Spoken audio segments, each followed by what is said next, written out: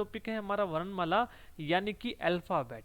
तो आप सभी को पता है जो वर्णमाला है उसमें आपका एग्जाम में क्वेश्चन पूछा जाता है, वर्णमाला में जो सबसे छोटी इकाई होती है वो कौन सी होती है? ध्वनि, या फिर वर्ण हम कहते हैं इंग्लिश में, यानी कि हम बोलते हैं लेटर। ध्वनि जो होती है सबसे छोटी इकाई होती है बोलने में, और वर्ण होता है आपका लिखने में। ठीक है, तो सबसे छोटी इकाई एग्जाम में पूछा जाएगा भाषा की सबसे छोटी इकाई कौन सी होती है, तो आप लगाएंगे वर्ण। जो वर्ण है, वर्ण से मिलकर क्या बनता है? अक्षर बनता है, और अक्षर से क्या बनता है? पद। ठीक है, जिसको हम शब्द भी कहते हैं। फिर शब्द से क्या बनता है? पदबंध। ठीक है, जो यानी कि जो पदों का बंध होता है, यानी कि पदों को हम एक साथ बांध दे तो उसको उससे क्या बनता है? पदबंध। फिर फाइनली जो है पदबंध से क्या बनता है? उपवाक्य, और उपवाक्य से बनता है वाक्य। यानी कि जो भाषा की जो सार्थक इकाई है उसको हम क्या बोलते हैं? उसको बोलते हैं हम वाक्य। ठीक है, तो यहां से आपके दो क्वेश्चन पूछे जाएंगे, सबसे छोटी इकाई कौन सी है? ध्वनि, और भाषा की जो सार्थक इकाई है वो कौन सी है? वो है वाक्य। ये दोनों चीजें आपको याद रखनी है। फिर आगे चलते हैं, जो भी हमने पढ़ा है, यानी कि आप सभी ने पढ़ा है कि वर्ण से अक्षर बनता है, तो आप देखेंगे एक राम शब्द है। जो राम शब्द है जो किससे मिलकर बना है? अक्षरों से मिलकर बना है। तो यानी कि यहाँ पर आपने देखा अक्षर से क्या बनता है? शब्द। तो इसमें अक्षर कितने हैं? तो यहाँ पर हम बात करें राम में तो दो अक्षर हैं, रा और मैं। तो यहाँ पर कितने अक्षर हो गए? यहाँ पर अक्षर हो गए दो। तो यहाँ पर हम बात करें जो अक्षर है वो अक्षर किससे बनता है? अक्षर बनकर मिलता है वर्ण से। तो राम ही जो शब्द है इसमें वर्ण कितने हैं? तो इसमें वर्ण है चार, र, आ, म, अ। ठीक है, जैसे आप बोलेंगे राम, ठीक है, तो र, आ, म, अ। तो वर्ण कितने हैं राम शब्द में? चार, और अक्षर कितने हैं इसमें? दो हैं। तो यहाँ पर देखिए ध्वनि का लिखित रूप कौन सा होता है? वर्ण। यहीं पर मैंने बात की थी आपकी छोटी इकाई, यदि लिखने की बात करें हम तो कौन सी है? वर्ण। यदि बोलने की बात करें तो ध्वनि, यानी कि जो आप ध्वनि मुंह से बोलते हैं उसका लिखित रूप कौन सा है? वर्ण है। तो आई होप ये चीजें आपको क्लियर हो गई होगी। यहाँ से आपके दो क्वेश्चन बनेंगे, सबसे छोटी इकाई और सबसे बड़ी इकाई, यानी कि सार्थक इकाई कौन सी है? ध्वनि, वर्ण, यानी कि, और सबसे सार्थक इकाई कौन सी है? वाक्य। आगे बढ़ते हैं, अब हम बात करते हैं वर्णमाला के बारे में। जो वर्णमाला है इसको हम क्या बोलते हैं? वर्णों के व्यवस्थित समूह को वर्णमाला कहते हैं। यानी कि जो भी आपके वर्ण हैं, यदि इनको हम व्यवस्थित ढंग से एक समूह में क्या कर दें? अरेंज कर दे, तो इनको हम क्या बोलते हैं? वर्णमाला। ठीक है, तो डेफिनेशन इतनी इंपॉर्टेंट नहीं है, सिर्फ समझने के लिए है। वर्णों के व्यवस्थित समूह को हम क्या कहते हैं? वर्णमाला कहते हैं। आगे चलते हैं, तो वर्ण सबसे पहले हम स्टार्ट करेंगे, तो वर्णों के बारे में पढ़ेंगे, क्योंकि हम जो चैप्टर कर रहे हैं आज वर्णमाला कर रहे हैं, तो वर्णमाला करने के लिए हमें क्या पढ़ना होगा? वर्ण। तो वर्ण आपके दो आधार पर आपके क्लैरिफाई होते हैं। यहाँ पर कौन कौन से हैं? उच्चारण के आधार पर, दूसरा है लेखन के आधार पर। ठीक है, तो उच्चारण के आधार पर वर्ण आपके कितने होते हैं? 45। ठीक है, उच्चारण के आधार पर कितने होते हैं आपके? 45, जिसमें से 10 स्वर होते हैं और 35 क्या होते हैं? व्यंजन होते हैं।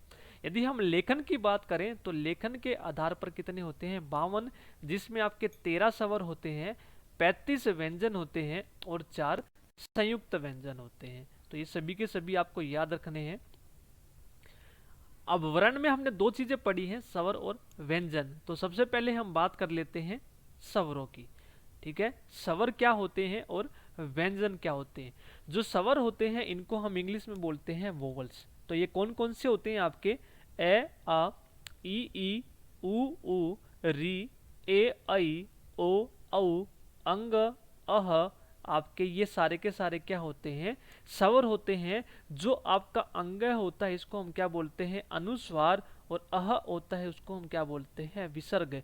यहाँ पर आपको हर एक चीज बताई जाएगी किसको क्या बोलते हैं। ठीक है, जो आपका अंग होता है, ठीक है, वो कहाँ पर यूज होगा? अंगूर में, यानी कि अंगूर आप बोलेंगे। ठीक है, और जो अह होता है इससे आपका कोई भी शब्द नहीं बनता है। ठीक है, तो री जो होता है आपका, देखेंगे जो री होता है लिखने में, यदि हम लेखन में बात करें इसकी, तो बोलने में आप री बोलते हैं, और लेखन के आधार पर आप क्या यूज करते हैं, री। जैसे तृप्त जो वर्ड लिखेंगे आप, तो तृप्त में आप देखेंगे ये आपकी क्या है, री की मात्रा है। उच्चारण की बात करें तो ये कैसे बोला जाएगा, री। ठीक है, उसके बाद चलते हैं आगे। अब हम बात करते हैं व्यंजनों की। इंग्लिश में हम क्या बोलते हैं, व्यंजन को हम बोलते हैं, व्यंजन को हम क्या बोलते हैं, कंसोनेंट्स। तो आपको याद रखना है व्यंजन कैसे याद रखेंगे आप, कचट तप से याद रखेंगे। कैसे याद रखेंगे, कचट तप से। क वर्ग, च वर्ग, ट वर्ग, त वर्ग और प वर्ग। तो इस तरह से याद रखेंगे, क च ट त प। ठीक है, हर एक वर्ग में आपके व्यंजन आएंगे 5-5।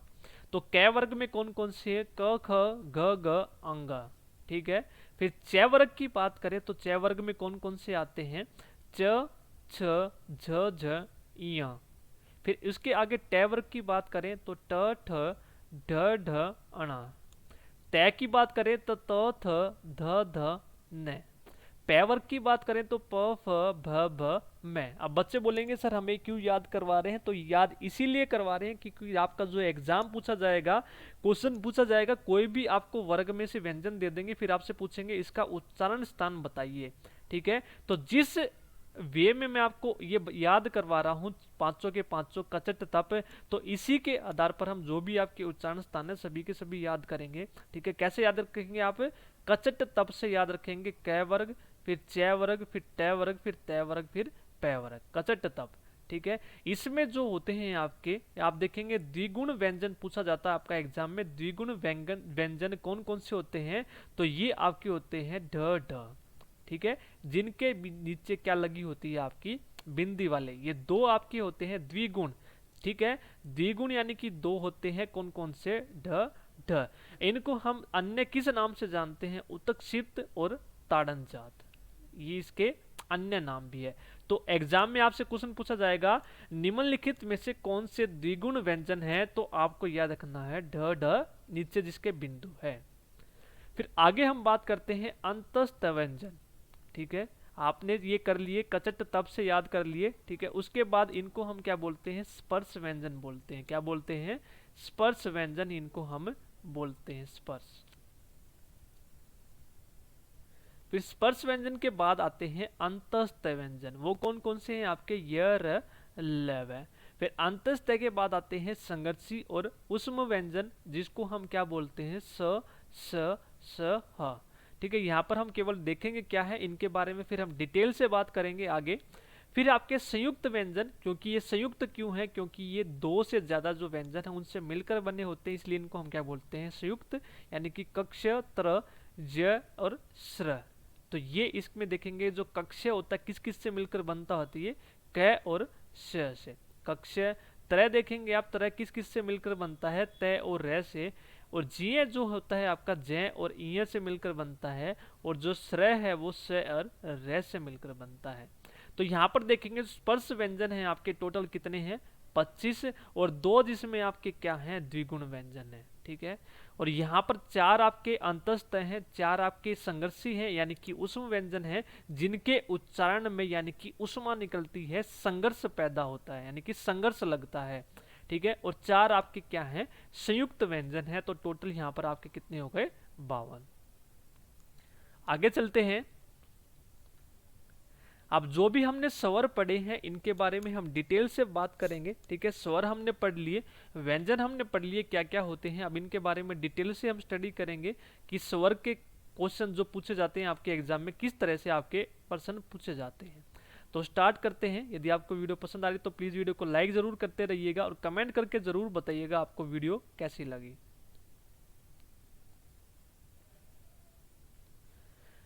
नेक्स्ट है स्वर।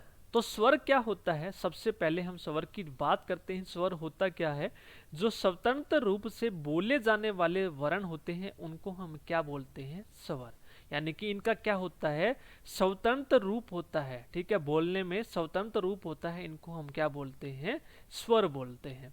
तो देखिए स्वर होते क्या है आपके 10 और 13। यदि उच्चारण की दृष्टि से हम बात करें तो आपके कितने होते हैं, 10। यदि परंपरागत रूप से हम बात करें तो कितने होते हैं, 13। ये हम बात कर चुके हैं 13 के 13 कौन से हैं। तो आप देखेंगे उच्चारण के आधार पर यदि इनमें से री, अंग और अह निकाल दे तो बाकी जो 10 हैं वो कौन से हैं आपके उच्चारण में जो हम यूज करते हैं। और परंपरागत रूप से आपके कितने हैं, टोटल 13 हैं। इनके बाद हम बात करते हैं इनके वर्गीकरण के बारे में। ठीक है, तो वर्गीकरण किस प्रकार से करते हैं हम इनका। तो वर्गीकरण में सबसे पहला आता है इसका उच्चारण काल के आधार पर। ठीक है, कि उच्चारण के आधार पर हम स्वर जो हैं उनका कैसे वर्गीकरण करते हैं। तो उच्चारण के आधार पर हम करते हैं 3 तरीके से।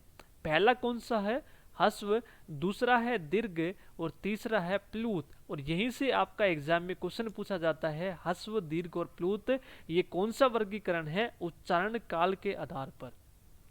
तो सबसे पहले हम बात करें हस्व की, तो यानी कि उच्चारण में कम समय लगता है। तो ये हस्व आपके वे स्वर होते हैं जिनके उच्चारण में यानी कि जिनके बोलने में सबसे कम समय लगता है।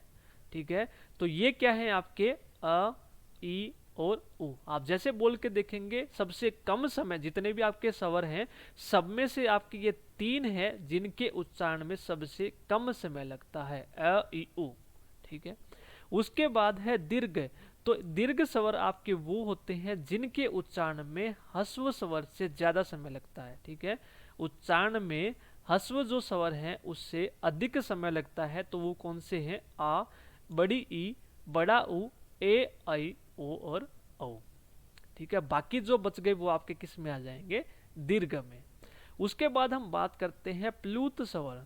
तो प्लूत स्वर आपका कौन सा होता है, यानी कि जिसमें दीर्घ स्वर से भी ज्यादा समय लगता है। ठीक है, ह्रस्व से ज्यादा लगे वो दीर्घ, और दीर्घ से भी ज्यादा समय लगे तो वो कौन से होते हैं, प्लूत स्वर होते हैं। जैसे कि कई बार आपने देखा होता कि हमारे जो बड़े होते हैं घर में भी वो भी बोलते हैं हे राम। ठीक है, यानी कि जो राम शब्द है उसमें जो म है उसको हम लंबा खींचते हैं, हे राम। ठीक है, तो यानी कि इसके उच्चारण में क्या लगा है, समय सबसे ज्यादा लगा है।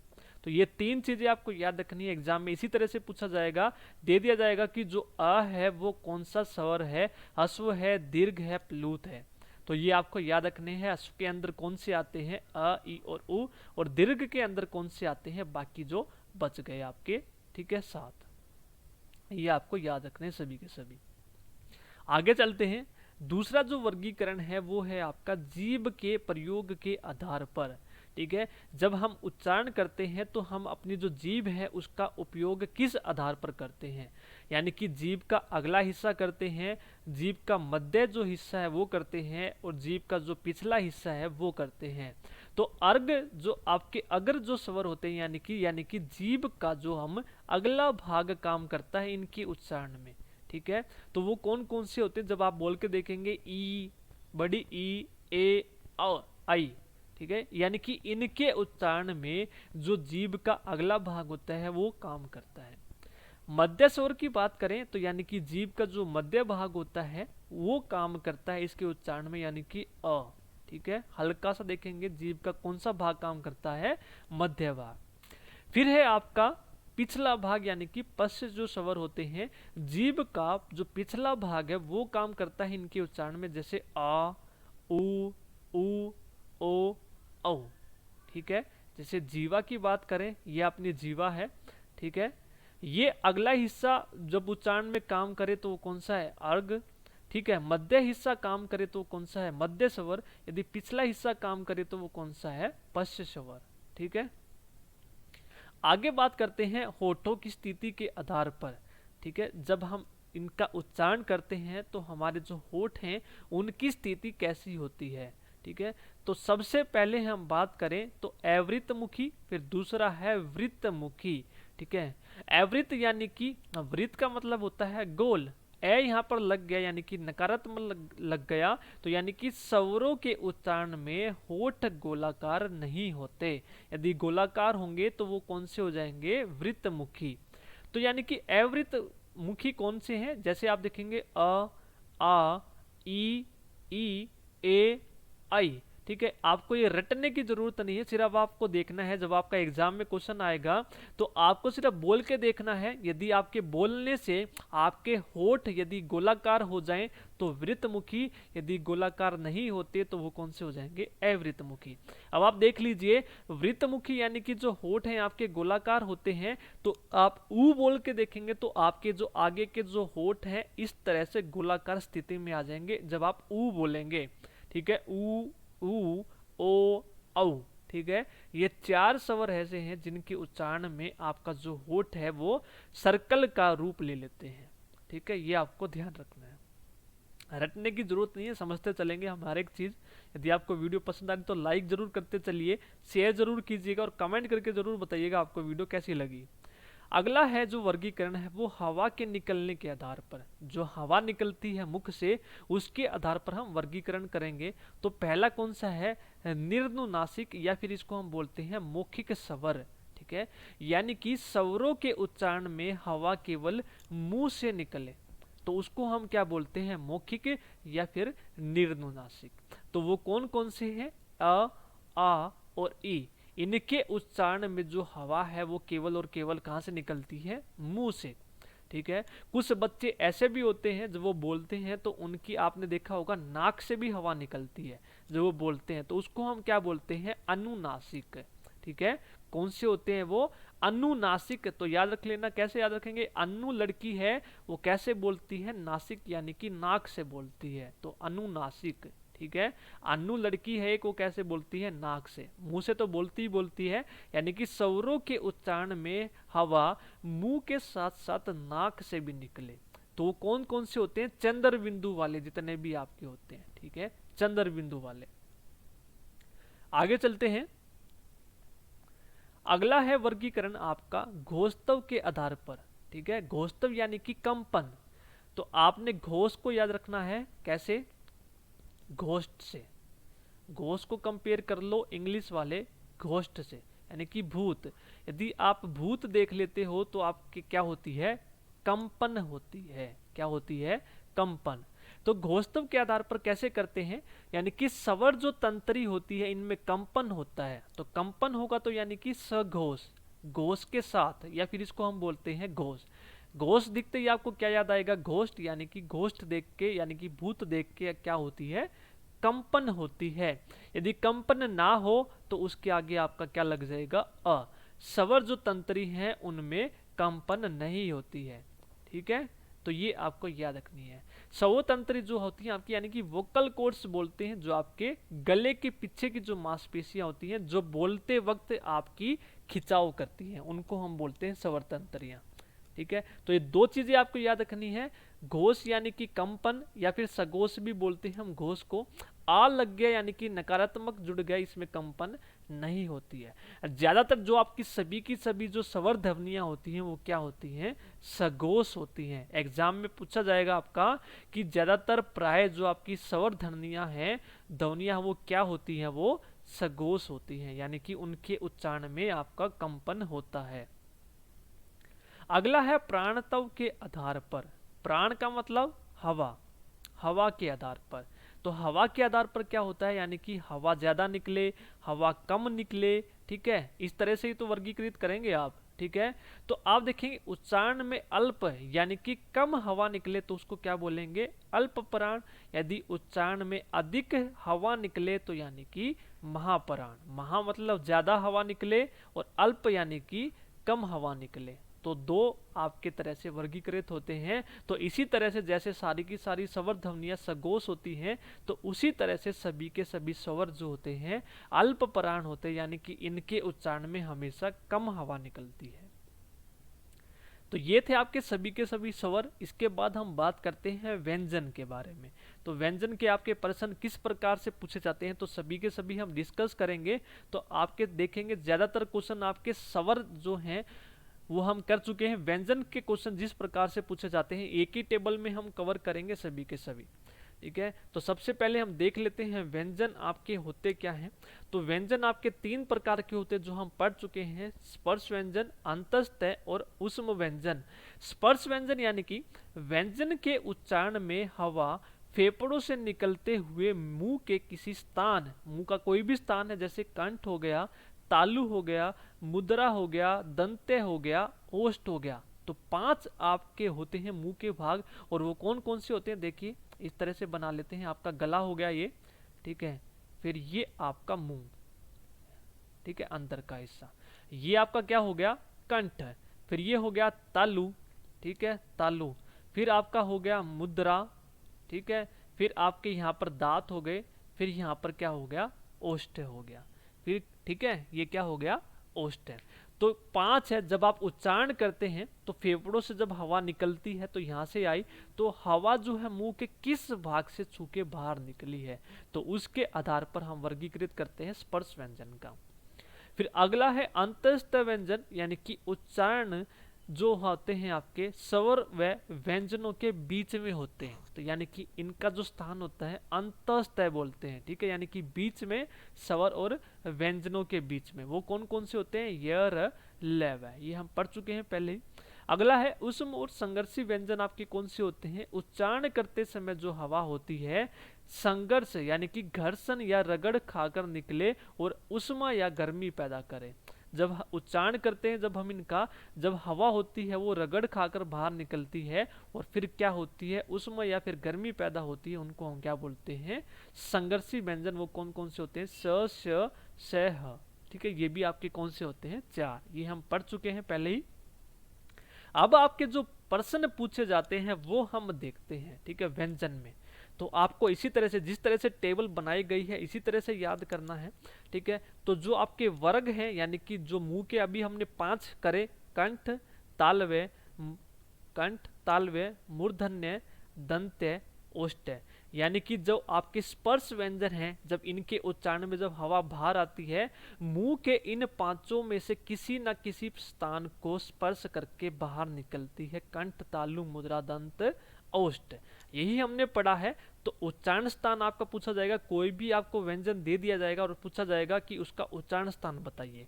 यदि आपको ये टेबल याद है तो आप कोई भी उच्चारण स्थान बता देंगे, ठीक है। तो इसके लिए आपको करना क्या है, इसी तरह से एक टेबल बनानी है, नोट्स आपको मिल जाएंगे, याद कैसे रखना है, यहाँ पर आप वर्ग देखेंगे, इसी प्रकार से याद रखेंगे, कंठ, तालु, मुद्रा, दंत, ओष्ठ। उसके बाद कंठ यानी कि कंठ, तालवे यानी कि तालु, जो मुंह के भीतर की जो ऊपरी होती है, यानी कि दंत का पिछला भाग, ठीक है, मुंह के आपके अंदर होता है, देखिए मुंह के अंदर होता है आपका ये, इस तरह से, ये आपका मुंह का अंदर का भाग है, आपका ये दांत है नीचे के और ऊपर के, जो आपका ये ऊपर का भाग होता है, मुंह के भीतर की ऊपरी जो छत होती है उसका जो पिछला भाग होता है उसको हम क्या बोलते हैं, तालवे। ये आपका कंठ हो गया, ठीक है। फिर आपका तालवे आएगा, फिर जो मुद्रा होता है आपका अगला भाग होता है, ठीक है, अगला भाग, पिछला भाग आपका तालु, अगला भाग आपका क्या होगा, मुद्रा। फिर आपके क्या आएंगे, दांत आएंगे आगे वाले, फिर आपके उसके बाद क्या आएंगे, होठ आएंगे। तो ये 5 होते हैं जिसको स्पर्श करते हुए जो आपकी है हवा बाहर निकलती है। फिर आप क्या करेंगे, इसी तरह से 1, 2, 3, 4, 5 लिख लेंगे, ठीक है, 5 लिख लेंगे। 5 लिखने के बाद क्या करना है आपको, देखेंगे पहले वाले में क्या लिखना है, अघोष, दूसरे वाले में क्या लिखना है, अघोष। 2 तरह से हमने पढ़ा था, सघोष और अघोष, ठीक है। जितने भी आपने पढ़े हैं स्पर्श व्यंजन, तो जितने भी टाइप हमने पढ़ी है वो सभी की सभी आपने यहाँ पर लिखनी है। सघोष यानी कि कंपन के साथ, घोष्ट देख के क्या हो गई, कंपन, तो यानी कि तीसरे, चौथे और 5वें में आपकी क्या आएंगे, सघोष। तो जितने भी आपके स्वर होते हैं सबसे पहले कैसे स्टार्ट होते हैं, ऐसे। तो सबसे पहले आपको लिखना है ए वाले, पहले और दूसरे में अघोष, अघोष, और तीसरा, चौथा और 5वां आपका क्या हो गया, सघोष, ठीक है। ये क्लियर हो गया। फिर उसके बाद आपको क्या लिखना है, इसको रब करते हैं, उसके बाद आपको लिखना है अल्पप्राण और महाप्राण, ठीक है। अल्प प्राण यानी कि अल्प प्राण का मतलब हवा कम निकलती है, महाप्राण यानी कि जिनके उच्चारण में हवा ज्यादा निकलती है, ऐसे भी वर्गीकृत किया था हमने। तो महाप्राण का मतलब क्या होता है, तो महाप्राण आपको लिखना है 2 और 4 में, 2 और 4 में। तो महाप्राण आपको इस तरह से याद रखना है, दूसरे में और चौथे में आपको क्या लिखना है, महाप्राण। और बाकी जो बच गए 1, 3 और 5, जो आपकी विषम बच गई उसमें लिखना है आपको अल्पप्राण, ठीक है, ये लिखना आ गया आपको, सिर्फ इतना लिखना है। सबसे पहले आप क्या लिखेंगे, दोबारा बताता हूं मैं, 1 2 3 4 5 लिखेंगे, ठीक है, 1 2 3 4 5 लिखेंगे। उसके बाद आपको क्या करना है, पहले और दूसरे में अघोष लिखेंगे, बाकी सभी में सघोष। फिर उसके बाद महाप्राण दूसरे और चौथे में लिखेंगे, 1 3 और 5 में क्या लिखेंगे, अल्प प्राण। ठीक है, इतना लिख दिया। अब आपको कुछ नहीं करना, अब जो भी हमने आपको बताया था कच तप 5 वर्ग बताए थे, इसको रब करते हैं। 5 वर्ग बताए थे मैंने आपको, कौन कौन से, कचट तप से। जिस ऑर्डर में आपने याद किए थे उसी ऑर्डर में आप लिख देंगे। क वर्ग के सभी, च वर्ग के सभी, ट वर्ग के सभी, त वर्ग के सभी और प वर्ग के सभी। ठीक है, कचट तप। तो क वर्ग में कौन कौन से आएंगे, क ख घ घ ढ, क ख घ घ अंग। ठीक है, च छ झ झ ञ, फिर आपका आएगा ट ठ ढ ढ ण, त थ ध द न, प फ भ भ म।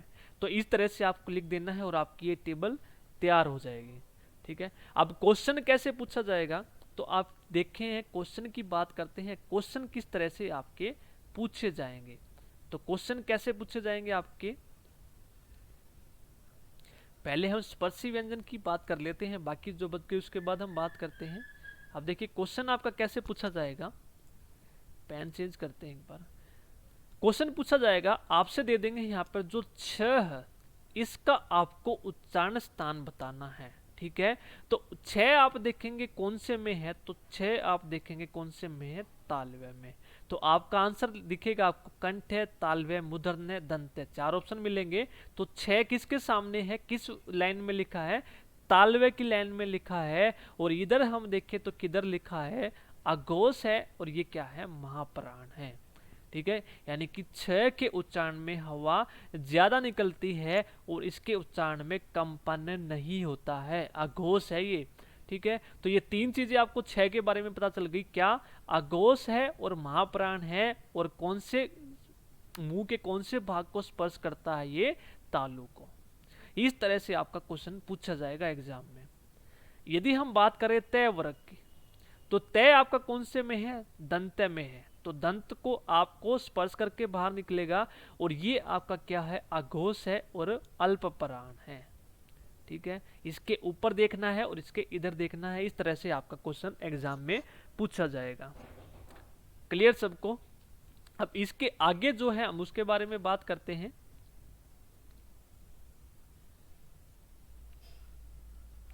आई होप आपको क्लियर हो गया होगा ये सभी की सभी चीजें।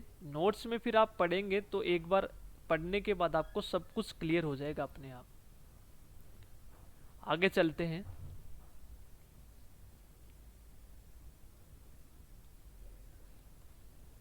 अब देखिए इसके बाद आपको ये हम पढ़ चुके हैं उत्क्षिप्त और ताड़न जात और द्विगुण। ठीक है, यानी कि इसमें क्या है, इसको उत्क्षिप्त या ताड़न जात हम क्यों कहते हैं, क्योंकि जो जीभ होती है पहले ऊपर उठती है, इनके उच्चारण में ऊपर उठकर मुद्रा को स्पर्श करती है। तो मुद्रा हम पढ़ चुके हैं, यानी कि जो आपके मुंह के ऊपर का जो भाग होता है अगले वाला, उसको हम क्या बोलते हैं, मुद्रा। यानी कि जब जीभ ऊपर उठती है, मुद्रा को स्पर्श करती है और फिर झटके के साथ नीचे आए, उसके लिए हम इसको क्या बोलते हैं, ताड़न जात, द्विगुण या उत्क्षिप्त व्यंजन। समझ में आ गया सबको ये सब। ठीक है, इसके बाद हम बात करते हैं, आपके आगे चलते हैं ये रे लेवे की। ठीक है, अंत्यस्थ जो व्यंजन है ये आपके कहां पर आते हैं। ठीक है, तो ये रे ले वे ये कौन से होते हैं, आपके अंतस्थ व्यंजन।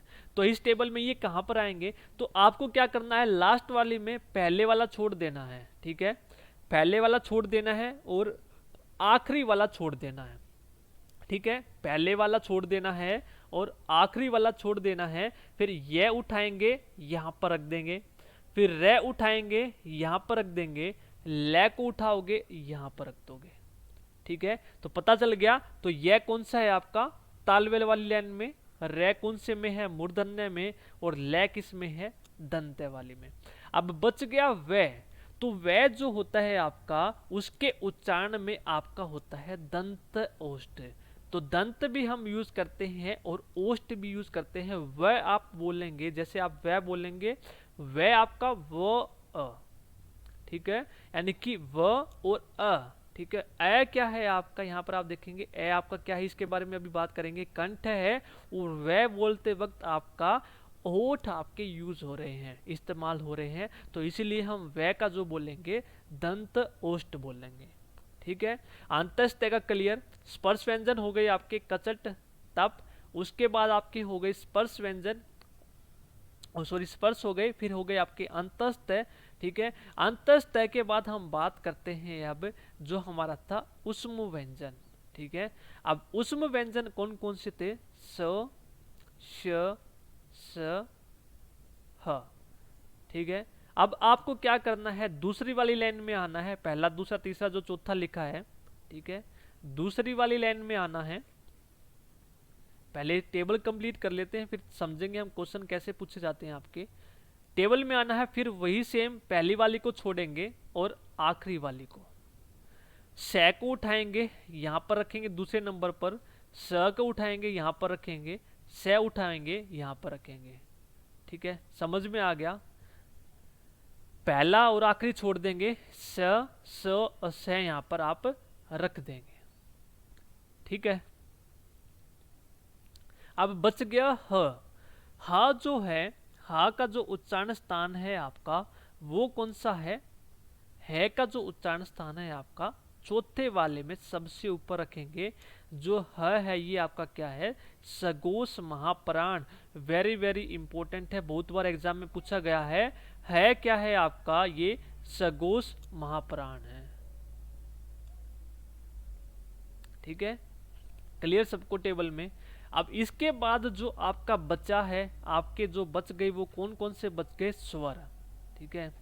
स्वर के बारे में हम बात कर लेते हैं। स्वर हमारे हमने कौन कौन से पढ़े हैं, ए आ ई उ ऊ, ठीक है। इसके बारे में भी एक बार देख लेते हैं, ये कहां पर आएंगे टेबल में। देखिए जो ए आ है वो तो आप लिखेंगे पहले वाली लाइन में, ए और आ, ठीक है। उसके बाद आखिरी अगले जो दो हैं ई वो कौन से में रखेंगे, तालव्य में, ठीक है, ए आ ई, ठीक है। फिर आप अगला छोड़ देंगे तो लास्ट वाले में ए आ पहले में, ई दूसरे में, ऊ और ऊ जो है वो रखेंगे ओष्ठ में, क्योंकि इनके उच्चारण में जो है आप देखेंगे जो आपके मुंह है यानी कि जो होठ हैं वो वृत्त मुखी यानी कि होठ आपके इस्तेमाल होते हैं, तो ये कौन से में आएंगे, होष्ठ में, ठीक है। ये तो याद करने की जरूरत ही नहीं है, रटने की जरूरत नहीं है। पहले में रखेंगे आ, अगले दो दूसरे में, फिर ऊ और ऊ रखेंगे ओष्ठ वाले में, फिर दोबारा से तीसरे में जाएंगे, इसमें कौन सा रखेंगे, री, ठीक है। यहाँ पर इतना ही सिर्फ काम है आपका, ए आ हो गया, ई हो गया, री, ठीक है, ए आ ई उ री। अब आपका बच गया ए आई ओ ओ। तो इनका अलग से आपको देखना है। देखिए यहाँ पर नीचे ए आई जो है आपका किस किस से मिलकर बना है। यदि हम ए की बात करें तो ये किस से मिलकर बना है, ए जमा ई से, और जो आई है ये किस से मिलकर बना है, आ जमा ई से आई। अब देखिए ए का उच्चारण स्थान क्या है, ए का है कंठ है। ई का उच्चारण स्थान क्या है, ई का उच्चारण स्थान है तालव्य, क्या है, तालव्य। तो इस प्रकार से जो ए है इसका उच्चारण स्थान क्या हो गया, कंठ तालव्य, ठीक है। ध्यान आ गया सबको। तो इसीलिए मैंने आपको बताया है पहले ए और ई का आपको पता है, तो इन दोनों का जो उच्चारण स्थान है वो कौन सा हो जाएगा, ए आई का। उसी प्रकार से ओ औ है, ओ देखेंगे आप, जो ओ है किससे मिलकर बनता है, ए और ऊ से, और जो औ है औ ये किससे मिलकर बनता है, आ और बड़े ऊ से। अब देखिए आपसे कोई पूछे ओ का उच्चारण स्थान क्या है, तो ओ किस किस से मिलकर बनता है, ए और ऊ से। तो ए किस में है आपका, कंठ में, तो ए कंठ में है, और जो ऊ है वो किस में है, ऊ है ओष्ठ में। तो इस प्रकार से जो ओ है उसका उच्चारण स्थान क्या हो जाएगा, कंठ ओष्ठ। क्लियर सबको। इस प्रकार से आपका क्वेश्चन पूछा जाएगा एग्जाम में कि औ का उच्चारण स्थान बताइए क्या है। तो औ किससे मिलकर बना है, आ और ऊ से। आ का उच्चारण स्थान क्या है, कंठ है, क्योंकि हमने पहले में रखे हैं, और ऊ क्या है आपका, ओष्ठ है, तो पूरे का क्या हो जाएगा, कंठ है, ओष्ठ है। ठीक है, इस तरह से आपको क्वेश्चन करने हैं सभी के सभी। आई होप आपको ये टेबल क्लियर हो गई होगी। आप खुद से बनाकर देखेंगे तो आपको क्लियर हो जाएगा। जब तक आप खुद बनाकर नहीं देखेंगे, एक से दो बार आपको ये क्लियर नहीं हो जाएगा। एक बार आपने टेबल बनाकर ये देख ली तो सब क्लियर है यहाँ पर। ठीक है, आगे चलते हैं। अब देखिए यहाँ पर हम बात कर लेते हैं जो यर लेवे हैं, अंतस्थ जो व्यंजन है, इनके बारे में हम देख लेते हैं। ये देखिए नेट जीआरएफ में भी आपका क्वेश्चन पूछा गया है। ये और जो वह है वो क्या है, आपके अर्ध स्वर है। ठीक है, ध्वनि जो कभी स्वर हो, जो कभी व्यंजन हो। ठीक है, यानी कि कभी स्वर हो, क्या हो, कभी व्यंजन हो, इनको हम क्या बोलते हैं, अर्ध स्वर। रे क्या है आपका, लुंठित व्यंजन है जिसके उच्चारण में जीभ तालु से लुढ़क कर स्पर्श करे, तो इसको हम क्या बोलते हैं, लुंठित, यानी कि लुढ़क कर स्पर्श करती है जीभ तालु से। सबसे इंपॉर्टेंट है आपका लय, बहुत बार एग्जाम में पूछा गया है। लय क्या है आपका, पार्श्विक। पार्श्विक मतलब पश्य हमने पढ़ा था, पीछे का भाग। हवा जीभ के पार्श्व, ठीक है, यानी कि पार्श्व यानी कि बगल से निकल जाए। ठीक है, लय जब आप उच्चारण करते हैं, इसके उच्चारण में हवा क्या करती है, पार्श्व यानी कि बगल से हवा जो है निकल जाती है, इसको हम क्या बोलते हैं, पार्श्विक बोलते हैं। ये आपका क्वेश्चन नेट जेआरएफ में पूछा गया है, वेरी वेरी इंपॉर्टेंट। जो भी क्वेश्चन पूछे गए हैं वो भी हम साथ के साथ लेते चलेंगे आपके। ठीक है, तो ये आपको याद रखना है, यहाँ पर लय क्या है, पार्श्विक। आगे चलें। आगे है अयोगवाह। अयोगवाह क्या होते हैं, अयोगवाह क्या होते हैं, सबसे पहले हम इसके बारे में पढ़ लेते हैं। अयोगवाह होते क्या हैं आपके, अयोगवाह क्या होते हैं, अनुस्वार और विसर्ग इसमें आते हैं, यानी कि इसको हमने पढ़ा था, ये आपका क्या है, अनुस्वार है, ये हमारा क्या है, विसर्ग है। ठीक है, अंग अह क्या है, ये स्वरों के साथ इनको रखा जाता है, किंतु ये स्वर ध्वनि नहीं है। हमने इनको किसके साथ पढ़ा है, स्वर के साथ पढ़ा है, लेकिन ये स्वर ध्वनि नहीं है, क्योंकि इनका उच्चारण व्यंजनों के उच्चारण की तरह स्वर की सहायता से होता है। इनको स्वरों में रखा जाता है क्योंकि इनका जो उच्चारण है किसकी मदद से होता है, स्वर। देखेंगे इसमें आप देखेंगे अ, और इसका यूज हुआ है अनुस्वार का, तो यानी कि इसका अनुस्वार जो इसका उच्चारण है हम किसकी मदद से करते हैं, स्वर की मदद से करते हैं। इसलिए इनको किसके साथ रखा जाता है, इनको स्वरों के साथ रखा जाता है। अंतर बस इतना है कि व्यंजन में पीछे स्वर आता है। जो आपके व्यंजन आप सभी ने पढ़ा है, क ख घ घ, इसका जब आप उच्चारण करेंगे क जमा अ, ठीक है, इसमें क्या आया है, उच्चारण जब हमने इसका किया पहले आया है, इसमें क्या आया है, व्यंजन में बाद में आया है, क्योंकि इनका उच्चारण हम किसकी मदद से करते हैं, ए की मदद से, यानी कि स्वरों की मदद से करते हैं। फर्क बस इतना है, इसमें पहले आया है और व्यंजन में बाद में आया है। ठीक है, और इन दोनों में पहले आया है। ठीक है, ये देखिए अ जमा अनुस्वार, ठीक है, और ए जमा विसर्ग आपका अह। ये व्यंजन भी नहीं है क्योंकि गणना स्वरों के साथ होती है, क्योंकि इनको हम किसके साथ पढ़ते हैं, इनको हम पढ़ते हैं स्वरों के साथ। ठीक है, इसलिए इनको हम क्या कहते हैं, अयोगवाह कहते हैं। ठीक है, इनका जो योग है किसी के साथ फिट नहीं बैठता, लेकिन इनका कुछ ना कुछ अंतर अर्थ जो होता है, ठीक है, कुछ ना कुछ जो है अर्थ ये वहन करते हैं, लेकिन योग किसी के साथ नहीं बैठता, इसलिए इसको हम क्या बोलते हैं, अयोगवाह। ठीक है, ये आपको याद रखना है, अयोगवाह। कंप्लीट हो गया आपका ये कि अयोगवाह में क्या है, इसका सिर्फ आपको ये याद रखना है, इनको हम किसके साथ पढ़ते हैं, स्वरों के साथ पढ़ते हैं। ठीक है, आगे चलते हैं। अनुस्वार और जो विसर्ग हैं लेखन की दृष्टि से स्वर और उच्चारण की दृष्टि से क्या है, व्यंजन होते हैं। ठीक है, ये आपको याद रखना है, उच्चारण की दृष्टि से ये व्यंजन है, लेकिन लेखन की दृष्टि से ये क्या है, स्वर है। अगला है अरबी फारसी की ध्वनियाँ। तो ये आपको याद रखना है, जो भी आपके व्यंजन है इनके नीचे जो आपका नुक्ता होता है, ठीक है, यानी कि तल बिंदु का हम यूज करते हैं, तो ये कौन सी होती हैं, आपकी अरबी फारसी की ध्वनियाँ होती हैं।